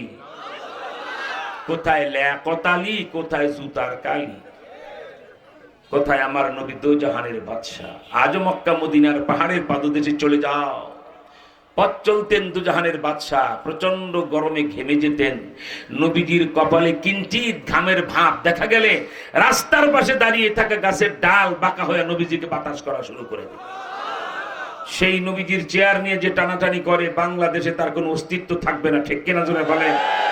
আমার ভাইরা, শয়তান কাদিয়ানি নবীজিকে মানে না, কিন্তু আল্লামা সুয়ুতি ৩-৪ হাজার মুজিজা একটা কিতাবে লিখেছেন। ওলামায়ে কেরাম নামটা লিখে রাখবেন, আল খাসাইসুল কুবরা। আল্লামা সুয়ুতির এই কিতাবে ৪,০০০ নবীজির মুজিজা লেখা। এর একটা মুজিজা, আল্লাহ চাহে তো ১২ তারিখ ইনশাআল্লাহ চান্দনা চৌরাস্তা মসজিদের সামনে যে বিশাল মাহফিল হবে, সেখানে আমি বলবো। সেটা কি? কাদিয়ানির বাচ্চা নবীজিকে মানে না। বাংলাদেশের নাস্তিক মুরতাদরা শেখ মুজিব থেকে এই হাসিনা পর্যন্ত কতবার নবীজিকে গালি দিল, বিচার হলো না। অথচ জঙ্গলের গুইসাপ নবীজির সামনে হাজির করা হলে মানুষের মতো জবান খুলে নবীজিকে নবী মেনে, খাতামুল আম্বিয়া মেনে ঘোষণা করে দিয়েছে। সেই কি বলা হয়, হৃদয়গ্রাহী ঘটনা, যা শুনলে মানুষ অঝরে হাউমাউ করে কাঁদে, আমি সেখানে পেশ করবো ইনশাআল্লাহ। ইনশাআল্লাহ বলেন। আপনারা ১২ তারিখ শুক্রবার ডিসেম্বরের মাগরিবের আগে যাবেন। হয় মাগরিব থেকে এশা পর্যন্ত আমি ঢাকা এয়ারপোর্টে ফ্লাইটে নেমে, তার উপরে নির্ভর করবে মাগরিব থেকে এশা না এশার পরে ১ ঘন্টা আমি প্লেনে নামার উপরে নির্ভর করবে। আপনারা মাগরিবের আগেই যাবেন। অনেক বড় বড় ওলামায়ে কেরাম তো থাকবেনই। আমি আমার আলোচনাটা হয় বাদ মাগরিব অথবা বাদ এশা ১ ঘন্টা কথা বলবো। আজকে এখন আপনাদেরকে বলবো, এই যে দিনী মাদ্রাসা গাজীপুরবাসী, মহা সুসংবাদ শুনায় দিয়ে যাই, টালটু বল্টু কিন্তু আর চলবে না। নোয়াখালীর ভাষায় কিন্তু বলে সুদূর বুদুর চলতো না। ঠিক কিনা? মনে মনে মন কলা খাইও না। এই বুঝে আমাদের নেতা মন্ত্রী হয়ে গেল, সাতাও মন্ত্রী হবে না। এবার বাংলাদেশে মন্ত্রী হবে বড় বড় ওলামায়ে কেরাম। এবার বাংলাদেশ শাসন করবে ওলামায়ে কেরাম। এবার বাংলাদেশের হাইকোর্ট, সুপ্রিম কোর্ট, জজ কোর্ট, আইন আদালত, স্কুল, কলেজ, ইউনিভার্সিটি, ব্যাংক, বিমা, ক্যান্টনমেন্ট, থানা সব পরিচালিত হবে আল্লাহর হুকুম, নবীর তরিকায়। অতএব সন্তানকে মাদ্রাসায় পড়াও। ৩ বছরের ব্যবধানে দেখবা থানার ওসি কোরআন শরীফ সহি তেলাওয়াত করতে পারে না, এসপি কোরআন শরীফ জানে না, ডিসির নামাজ পড়াইতে দিলে পেশাব শুরু হয়ে যাবে। ওই ডিসি আমার বাংলাদেশে দরকার নাই। ইসলামী আমারত আসছে, আমরা থানার ওসিগুলিকে কোরআন শরীফ সামনে দেব, তেলাওয়াত করেন, সূরা ফাতিহাটা একটু পড়ে শুনান। যদি বিশুদ্ধ পড়তে পারে, ইউ আর রাইট, আপনি থাকেন, তাকে রাখবো। আর যেই ওসি পড়বে ইয়্যাকা না'বুদু ওয়া ইয়্যাকা নাস্তাইন, কি পড়েন আমাদের দেশে নাস্তা, বড় বড় নেতারাই তো বিসমিল্লাহির রহমানির রহিম বলতে জানে না। আল্লাহর নবীর হাদিস, রুব্বা কারিন লিল কোরআন অল কোরআনু ইয়ালআনহু, কোরআনের পাঠক। বিসমিল্লাহ কিন্তু কোরআন শরীফের একটা আয়াত। ওই যে সুলাইমান নবীর মনে আছে ঘটনা, যদি কেউ কোরআন শরীফ পাঠ করে কিন্তু কোরআনের হক আদায় হচ্ছে না, তার উচ্চারণ ভঙ্গি ঠিক হচ্ছে না, মদগুণ্য হচ্ছে না, গ্রামার ঠিক থাকতেছে না, সে গ্যারাইম্মা ওই আলু ক্ষেতের তেলাওয়াত করে। ঠিক কিনা বলে? তখন কোরআন কি বলে? আরে আল্লাহ রাসূল বল কোরআন, কোরআন এই হারাম বলা, চুপ কর, থাক পর্দা দাঁত ফেলাই দেব, তুই আমার তেলাওয়াত বন্ধ কর। আমার আল্লাহ আমারে নাজিল করছে কিভাবে, আর শয়তান পড়ে কিভাবে? অল কোরআন ইয়ালআনহু, কোরআন তার উপরে লানত করে, অভিসম্পাত করে। তো আমাদের দেশে দেখবেন সরকারি বড় বড় চেয়ারে বসে বিসিএস ক্যাডার, ইংরেজি জানে, বাংলা জানে, ভুটানি জানে, কিন্তু কোরআন শরীফ হাতে দিলে একদম মিথ্যা ফেলায়। ঠিক কিনা জোরে বলেন? ইনশাআল্লাহ ৩ বছরের ভিতরে এমন প্রশাসন হবে, ওসি তার থানার মসজিদ ইমামতি করবেন, এসপি সাহেব তার কি বলা হয় অফিসে ইমামতি করবেন, ডিসি তার ইউনো টিউনো এডিশনাল কি বলা হয় ডিসিটিজি সব নিয়ে ইমামতি করে তিনি নামাজ পড়াবেন। প্রধানমন্ত্রী বাইতুল মুকাররম মসজিদে, জাতীয় মসজিদে জুমার নামাজের খুতবা দিবেন। ইনশাআল্লাহ জোরে কর, ইনশাআল্লাহ জোরে কর। সেই জন্যই তোমার আদরের কলিজার টুকরা ছেলে মেয়েটাকে মাদ্রাসায় পড়াও। তুমি গাজীপুরের কোটিপতি জায়গা বিক্রি করে বাপ মা কত কষ্ট করে, তোমার কি মনে আছে তোমার দাদা সিরা গামছা পরে ধান লাগাইতো, সেই জমির দাম কোটি টাকা হতে বিক্রি করে ৫ তলা বাড়ি বানিয়ে ঠ্যাং ডুলাবার, নাটক দেখো আর গান গাও, একটু ইতিহাস দেখো তোমার দাদায় তোমার বাবায় কি কষ্ট করে গেছেন। ঠিক কিনা? সেই জায়গা জমির দাম হওয়াতে আজকে নামাজ নাই, রোজা নাই, ওযু নাই, গোসল নাই। তোমার সন্তানকে টাকার গরমে ইংলিশ মিডিয়ামে পড়াইবে না। আগামী দিনে যদি কেউ নিজের সন্তানকে ওসি বানাতে চাও, ডিসি বানাতে চাও, এসপি বানাতে চাও, সচিব বানাতে চাও, সরকারি কর্মকর্তা বানাতে চাও, তাদেরকে মাদ্রাসায় উচ্চ শিক্ষিত বানাও। কারণ আগামী দিনে ওই রকম কি বলে শিক্ষিত কোরআনের শিক্ষিত লোক দেখা ছাড়া কাউকে চাকরি দেওয়া হবে না, ঠিক কিনা জোরে কর। আফগানিস্তান, শেষ তথ্য, শেষ মিনিট। বাংলাদেশ বড় না আফগানিস্তান বড়? বলদ গাছে ধরে কিছু জানে না, কোন কই ওয়াজ করতে আনছে আমাকে। 6টা বাংলাদেশ এক জায়গায় করলে আফগানিস্তানের সমান হবে। কয়টা বাংলাদেশ? 6টা বাংলাদেশ এক জায়গায় করলে একটা আফগানিস্তানের সমান হবে। এত বড় রাষ্ট্র, মন্ত্রী মাত্র 30 জন। কয়জন?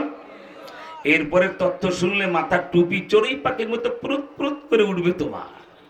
ওই 30 জনের মধ্যে 28 জন বড় বড় আলেম, 2 জন জেনারেল শিক্ষিত, একজন ডাক্তার আছে আর একজন ইঞ্জিনিয়ার আছে, বাকি 28 জন মন্ত্রী আলেম।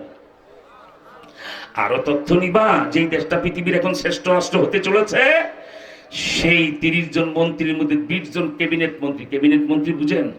সিনিয়র মন্ত্রী বুঝেন? যারা প্রধানমন্ত্রীর কাছাকাছি থাকেন, যেমন হাসিনার আমলে কৌয়া কাদের, কৌয়া কাদের, ঠিক কিনা বলেন? সিনিয়র মন্ত্রী দাপটে কথা বলতো, কি বলেন ঠিক না? আল্লাহু আকবার। আফগানিস্তানে মোল্লা হেবাতুল্লাহর কাছাকাছি যেই 20 জন মন্ত্রী, সিনিয়র মন্ত্রী, আল্লাহু আকবার, একদিকে দেশের ক্যাবিনেট মন্ত্রী, সিনিয়র মিনিস্টার, অপরদিকে তারা কাবুল শহরের বড় বড় মসজিদের খতিব। সুবহানাল্লাহ। মনটা আরো তথ্য নিবা, রাষ্ট্রনায়ক, হেড অফ দ্য স্টেট মোল্লা হেবাতুল্লাহ খুন্দজাদা, যার কলমের খোঁচায় আফগান চলে এখন, ঠিক কিনা বলেন? তিনি কে জানো?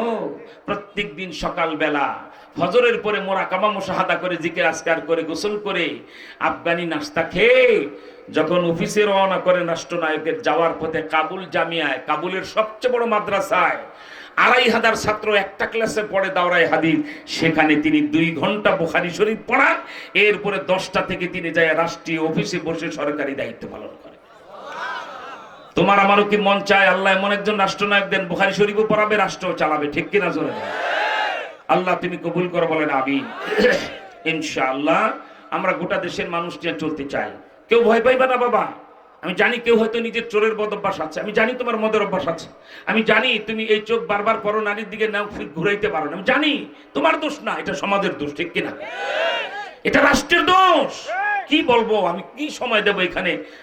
আরেক জায়গার হক নষ্ট হচ্ছে। আমার যুবক আজকে মেয়েটাকে রাস্তা থেকে তুলে নিয়ে রেপ করে ধর্ষণ করে, এর জন্য রাষ্ট্র ব্যবস্থা দায়ী। কেন? আমার দেশের আইন হলো এরকম। আশ্চর্য ব্যাপার, একটা মেয়ে হেলে দুলে চলবে, রূপচর্চা করে চলবে, একটা মেয়ে অর্ধলঙ্গ হয়ে চলবে, রাষ্ট্রের আইনে কোনো বাধা নাই। বরঞ্চ মন্ত্রীরা তুমি সে গেলে মেয়ে নাকি, মাথার কাপড়ের তো টানে কেন, আলট্রা মডার্ন হও, মোস্ট মডার্ন হও, আরো খোলো, আরো আরো আধুনিক হও, ঠিক কিনা? আর যুবকদেরকে বলবে মেয়েটা হেলে দুলে চলে চলুক, বুক দেখায় দেখাক, পেট দেখায় দেখাক, সাবধান, যদি তাকাও আর ওরে ধর্ষণ করো, তোমার যাবজ্জীবন জেল নয়তো মৃত্যুদণ্ড, ঠিক কিনা? এটা কেমন হলো?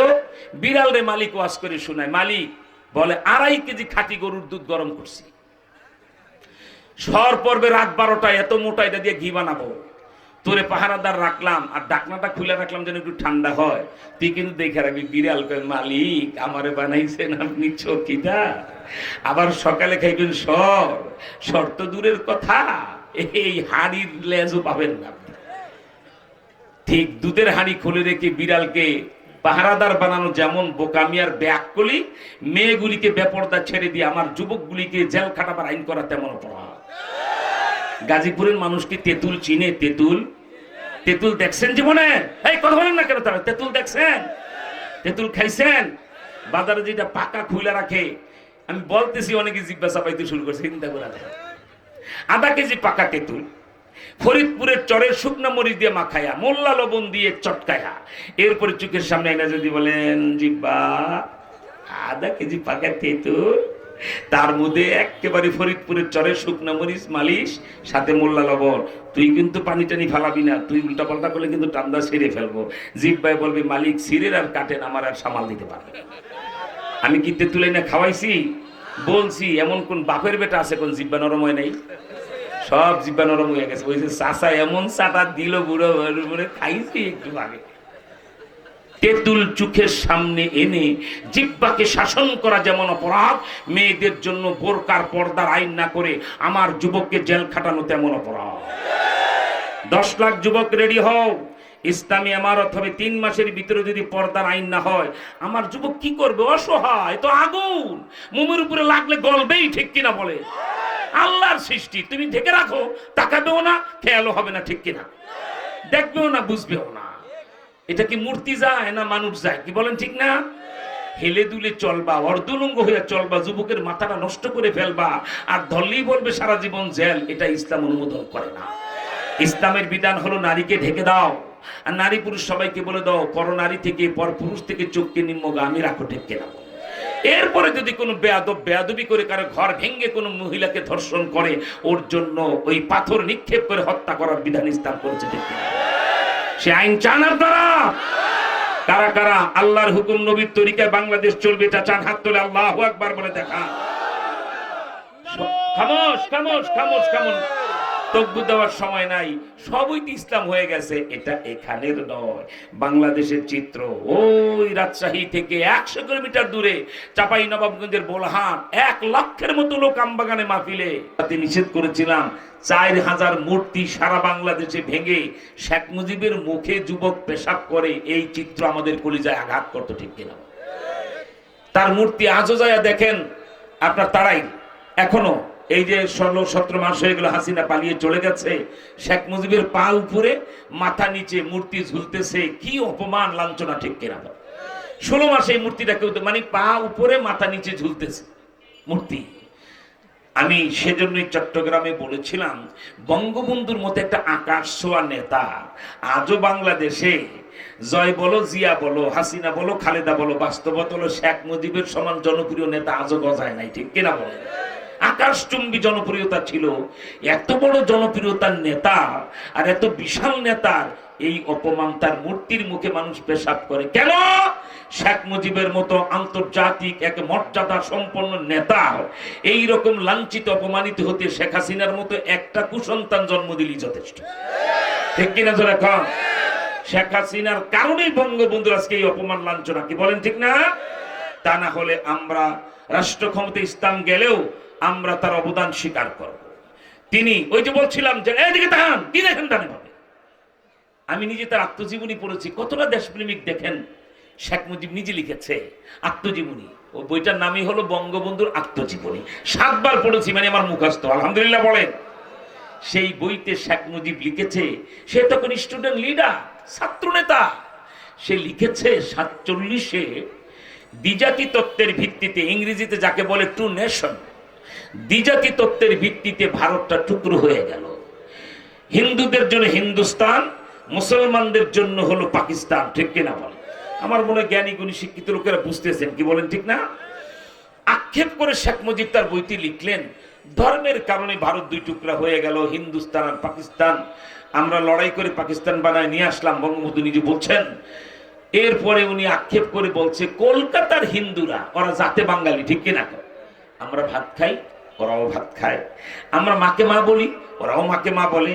আমরা বাবাকে বাবা বলি, ওরাও বাবাকে বাবা বলে। অর্থাৎ আমাদের ভাষা, খাদ্য, আবহাওয়া সব একরকম, ঠিক কিনা? বঙ্গবন্ধু আক্ষেপ করে বললেন, শুধুমাত্র ধর্মের কারণে তারা ইন্ডিয়ার সাথে রয়ে গেল, বাংলাদেশের সাথে এলো না, মানে তখনকার পাকিস্তান, ঠিক কিনা বলে? উনি এরপরে বলছে, যা যাক, হ্যাঁ ধর্মের কারণে মনে চাইছে ইন্ডিয়ার সাথে থাকবে। এরপরে তার দেশপ্রেম ফুটে উঠলো তার কলমের খোঁচা। শেখ মুজিব বললেন, হিন্দুস্তানের সাথে থেকে গেল, কলকাতার হিন্দুরা থাকুক, কিন্তু কলকাতার শিয়ালদা পর্যন্ত তো আমার এই বাংলাদেশের সীমানা ছিল, সেটা কেন পেলাম না? কেন এই শব্দে, ঠিক এই শব্দে শেখ মুজিব লিখেছেন, কেন কালনা পেলাম না, কেন নদিয়া পেলাম না, কেন মুর্শিদাবাদ পেলাম না, কেন আসামের হাইলাকান্দি, কাছাড়, করিমগঞ্জ পেলাম না, কেন আমরা কি যেন বলা হয় আপনার ত্রিপুরা পেলাম না? কতটা দেশপ্রেমিক করে আক্ষেপ করে বলেছে, আমার বাংলাদেশের অর্ধেকটার সমান এরিয়া মালাউনের বাচ্চা বঙ্কিমচন্দ্র 47-এ ইংরেজদেরকে মদে মাতাল বানায়া যারা স্বাক্ষর করবে, ওদের স্বাক্ষর রেখে দিল আমার বাংলাদেশের অর্ধেকটার মতো জায়গা ইন্ডিয়ার পেটে দিয়ে। তাই আমাদের জায়গা এখন ইন্ডিয়ার দখলে, ঠিক কিনা? এখন এটা অনেক বড় দেশপ্রেমের কথা। বঙ্গবন্ধুর নাম ধরে দিলে কেন পেলাম না কালনা, কেন পেলাম না কি বলা হয় আপনার শিয়ালদা, কেন পেলাম না কি যেন বলা হয় আপনার ওই নদিয়া, কেন পেলাম না মুর্শিদাবাদ, ইত্যাদি ইত্যাদি। এতে প্রমাণ হয় সে অত্যন্ত এই বাংলাদেশের মাটি প্রেমিক, দেশ প্রেমিক ছিল, ঠিক কিনা বলে? কিন্তু আমার ভাইরা, দুঃখ আর ভারাক্রান্ত হৃদয়ে বলি, খুব গুরুত্বপূর্ণ তাত্ত্বিক কথা মনে রাখবেন। 47-এ ইংরেজরা চলে গেল, আমরা মুসলমানরা পাকিস্তান বানায় ফেললাম দুইটা টুকরা। একটা পূর্ব পাকিস্তান মানে আজকের বাংলাদেশ, আমরা ঠিক কেনা, আর একটা পশ্চিম পাকিস্তান, পাঞ্জাব থেকে এসে বেলুচ একবার আফগানিস্তানের বর্ডার পর্যন্ত, এই দুইটা মিলে মূল পাকিস্তান, ঠিক কেনা। কিন্তু দুঃখের বিষয়, কেন পাকিস্তান হলো?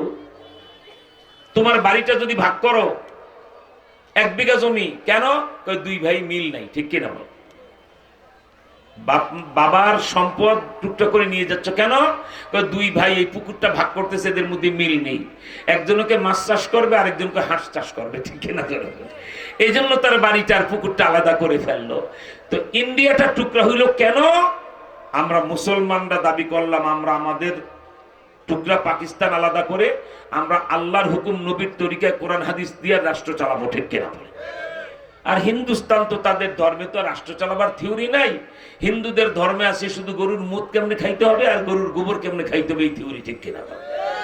কারণ ইসলাম ছাড়া I can challenge not only Bangladesh, all countries of the world, side to side and corner to corner, all over of the world, east to west, west to east, north to south, south to north, বিশ্বকে challenge দিয়ে বলছে ইসলাম ছাড়া আর একটা ধর্ম যৌক্তিক না বৈজ্ঞানিক না, ঠিক কিনা? বলে ছোট্ট প্রমাণ দিই।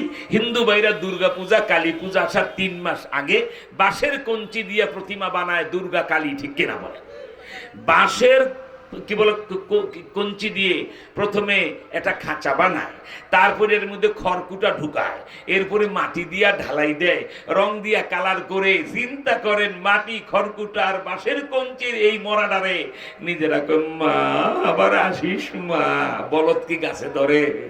নিজে যারে বানাইলাম ওই না আমার পূজা করবে, আমি কেন ওর পূজা করবো, ঠিক কিনা? বলে আমরা আল্লাহর ইবাদত কেন করি? এক কথায় জবাব, আল্লাহ আমাদেরকে বানাইছে, ঠিক কিনা? কি যুক্তির কথা না? কেন তারে সেজদা দেই? মালিক আমাদেরকে মায়ের পেটে তৈরি করেছেন, ঠিক না? তো দুর্গায় না তোমার সেজদা দেবে, তুমি দুর্গার সামনে মা মা মা, আবার কেমন শুভঙ্করের ফাঁকি। 10 দিন মা মা কইরা কান্দে।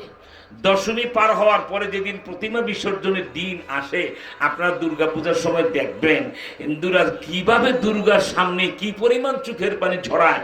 কলা দেয়, লিচু দেয়, আম দেয়। দুর্গা ছাতা খাবে তো দূরের কথা, ধরেও না, ঠিক কিনা? কি বলেন, ঠিক না? কিন্তু যেই দশমী যায় প্রতিমা বিসর্জনের দিন হয়, ট্রাকে উঠায়া ঢাকার সমস্ত দুর্গা বুড়িগঙ্গায় ফালাইয়া বাঁশ দাজে বাইরানের মতো হয়ে যায়।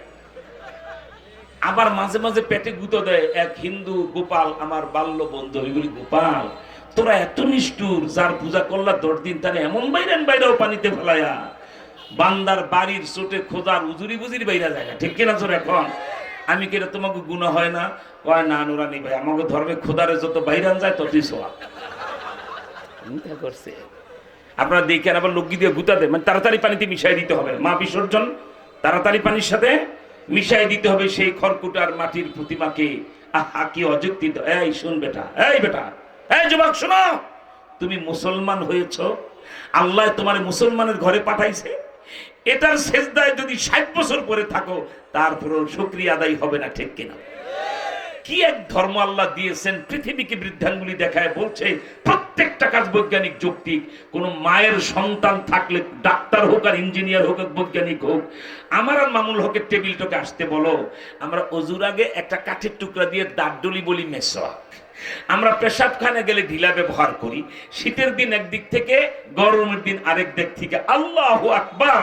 প্রত্যেকটা কাজ বিজ্ঞান সম্মত, ঠিক কিনা? যারা বলেন আসতে বলেন, প্রমাণ করে দেব। আধুনিক যুগে কি বলা হয়, ব্রাশ পেস্টের পরিবর্তে আমরা কেন ওই একটা ডালের মেসওয়াক নিয়ে ডলাডলি করি? আমেরিকার দাঁতের ডাক্তার মাথা নিচু করে কলমা পড়ে মুসলমান হয়ে গেছে মেসওয়াকের হাকিকত দেখে।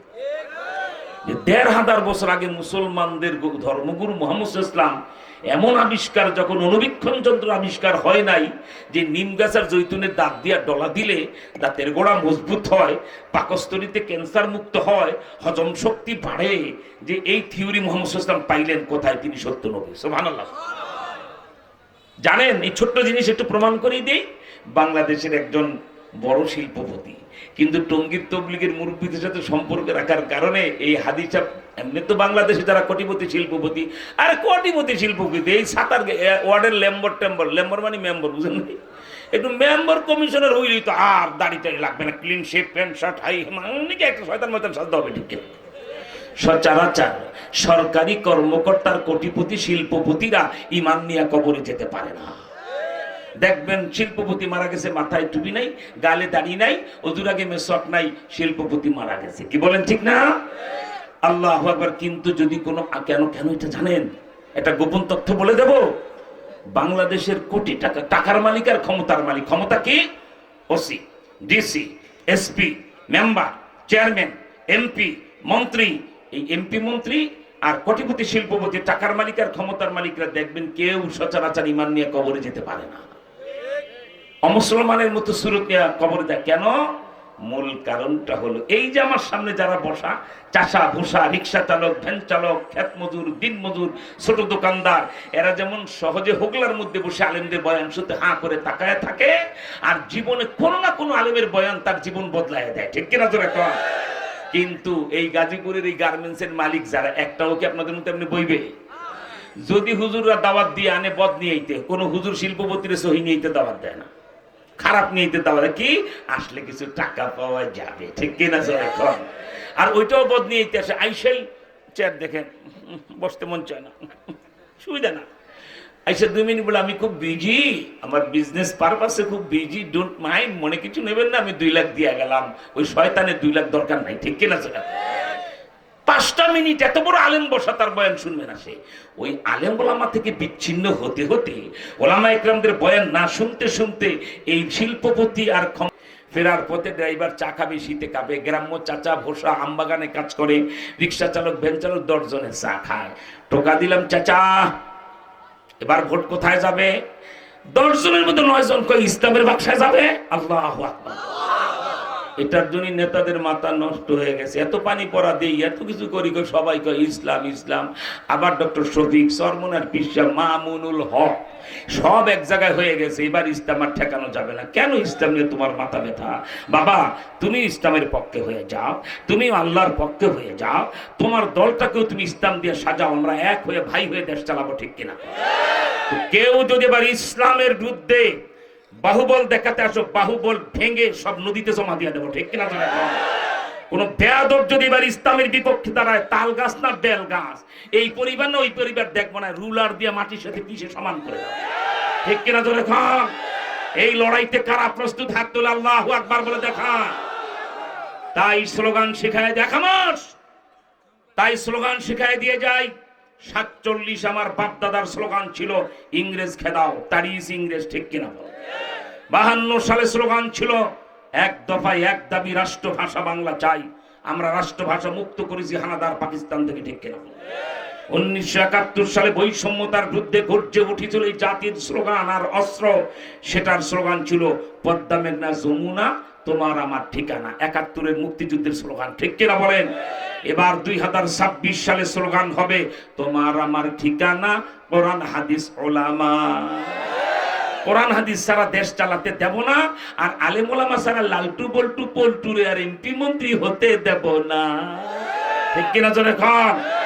আল্লাহ তুমি কবুল করে, জোরে করে আমি।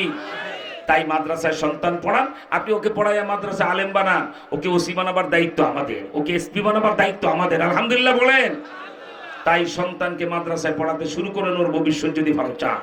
মেয়েকে মাদ্রাসায় পড়ে আলেমা বানান, ওকে আমরা মহিলা কর্মকর্তা বানাই দেবো, ইনশাল্লাহ বলেন। আমার ভাইরা, আমি 1 মিনিটের ভিতরে, আমি কয় মিনিট, পাক্কা আধা ঘন্টা সময় বেশি দিলাম।